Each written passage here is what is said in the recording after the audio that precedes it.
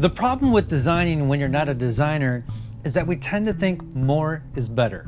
We believe the more effort we put into designing, the better the results will be. This was certainly true when I got started in woodworking. I'd find myself using multiple species of wood to mix and match. And I want to add all these embellishments because, well, woodworking is fun. And I thought adding to the piece makes it unique. I don't have any formal training in product design, but I have made over 200 furniture pieces, and I do have a background in graphic design, which translates perfectly into woodworking. Good design is about making every element count, and everything should have a purpose.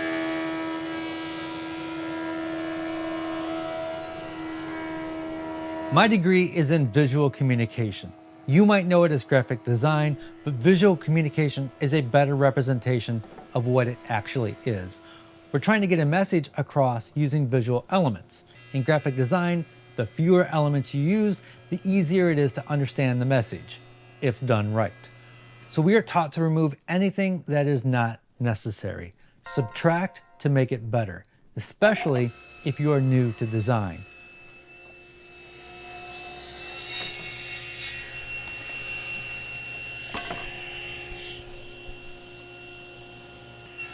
Once you start understanding balance and harmony, you can then add a little bit of flavor. Translating this into woodworking, we should minimize the number of species we use in a project. Most of the time, you should use one species. If you must use multiple types of wood, there should be a dominant species and a highlighting species with definite contrast between the two. A common mistake I see all the time is using different types of woods that are too similar.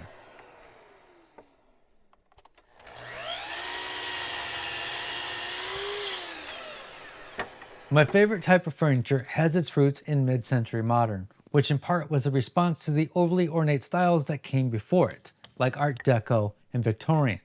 This design movement aimed to simplify furniture, making it more affordable and suitable for mass production.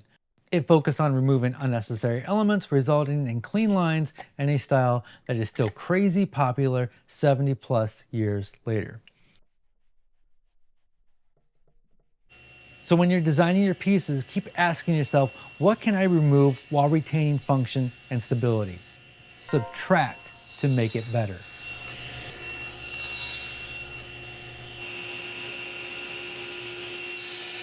Continuity and repeating elements are also very pleasing to the eye, so I like to use the same width or thickness as much as I can within my furniture. If I add a feature in one area, can it repeat somewhere else? For example, if I add a chamfer to a tabletop, can it also be added to the legs to add a bit of cohesiveness to the piece? And is the chamfer even necessary? In many cases, it serves a purpose, but I'm always asking myself, what can I remove? What can I subtract to make this better?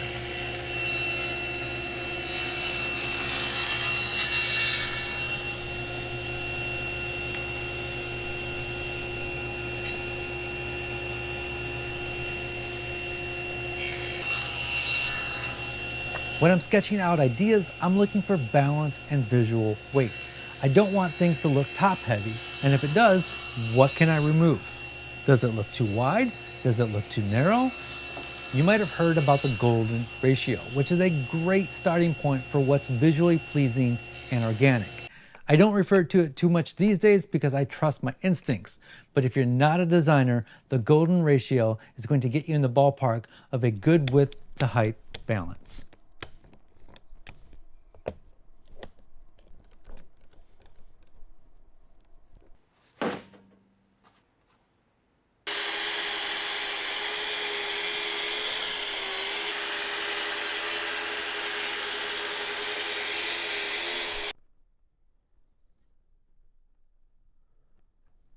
The idea for this video came from what is probably my favorite running TV show, The Bear.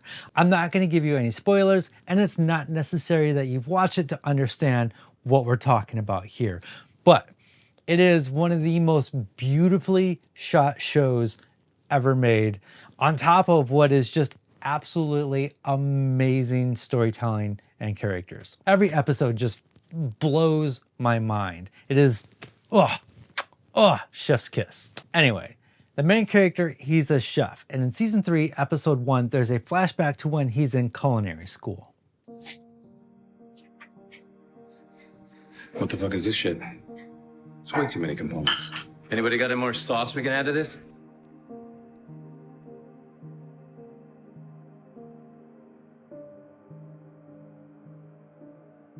That's how you do better.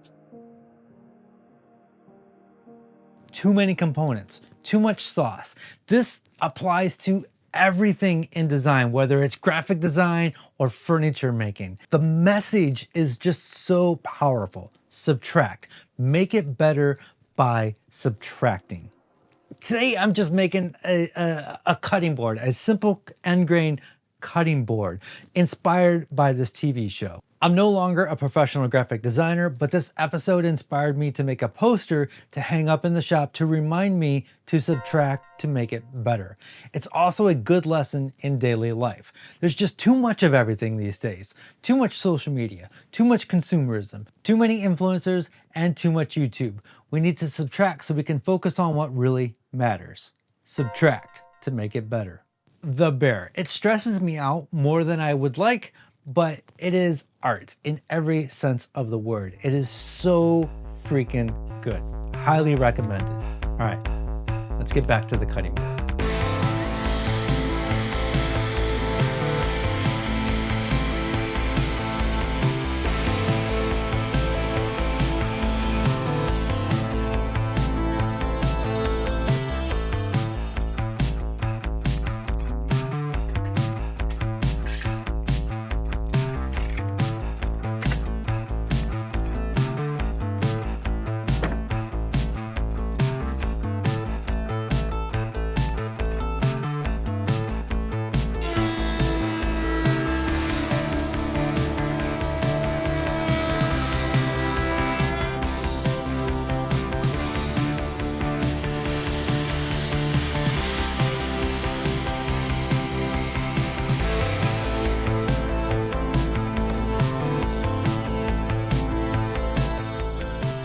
I want to bring in some of the inspiration from the poster, which got inspiration from the TV show, into this cutting board.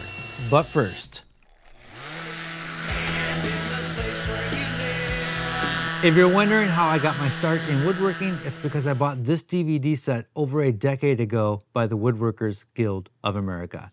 And now we've got a full circle moment because they are sponsoring this video right here. Now we no longer need DVDs and we can stream everything right to our devices. And get this, for $1.49, you can stream hundreds of woodworking videos for a year from the Woodworkers Guild of America. Let that sink in for a second. For $1.49 for your first year, you can stream well-produced videos by professional woodworkers. And you may ask yourself, why would I do that when I can watch free videos right here on YouTube? That's because Woodworkers Guild of America videos, they're not made to please an algorithm, and they're made for everybody no matter where you're at on your woodworking journey. Everything is categorized so it's easy to find what you're looking for, and new videos are being added all the time. The main host, George Vondruska, has been a big inspiration of mine for years.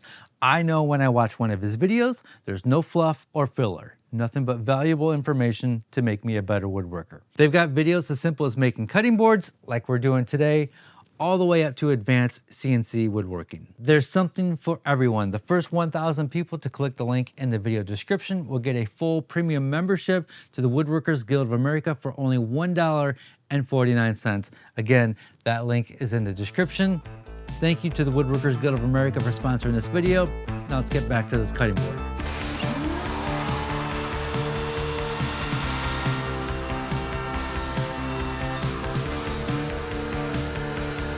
So after adding chamfers on all sides, I decided to incorporate the art from the poster into the cutting board using a technique called V-carve inlay.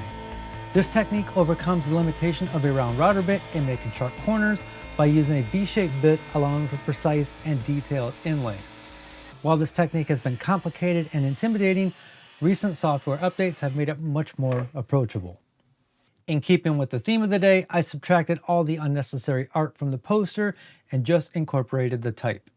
The way the two pieces seat with a 60-degree bevel is insanely satisfying and allows for great detail. Both pieces have end grain facing up, which in theory is supposed to be self-healing and better for your knives. I have my doubts about this, as anytime I've seen a master chef at work, they are always using long grain cutting boards and constantly sharpening their knives anyway. Only woodworkers have end grain cutting boards. Why? Because woodworkers love overkill. There are no absolute rules in design. Don't let any of these suggestions take away from the fun of woodworking. Give yourself permission to do whatever you want. You want to add a million features? Do it. Making stuff should be enjoyable, so don't let any of this take away from that.